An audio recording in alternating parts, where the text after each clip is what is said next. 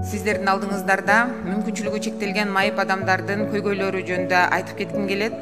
Эң биринчиден азыр Кыргызстанда чынында эле аябай көп жакшы иштер жүрүп жатат. Бирок анын ичинен мектептер салынып атат, садиктер салынып атат. Бирок майып балдардын үйлөрү, интернаттар, садиктер, мектептер көмүскөдө калып атат. Урматтуу Садыр Нуркожоевич, ушу майыптыгы бар балдар дагы заманбап мектептерде, садиктерде окуса деген чоң үмүтүбүз бар.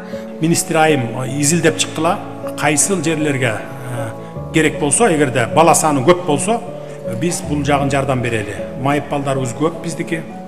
Буларга жардам беришибиз керек. Былтыр бекен, мурдагы жылы бекен, буларды бекер дарылоо, мамлекеттин эсебинен дарылоо боюнча Бакиевдин мурдакы үйүнүн ордуна мен салдырып берген, билесиздер го, 100 орундук. Азыр бүгүн ийгиликтүү иштеп атат. Ушундай майып балдардын баарын мамлекеттин эсебинен бекер дарылап атабыз.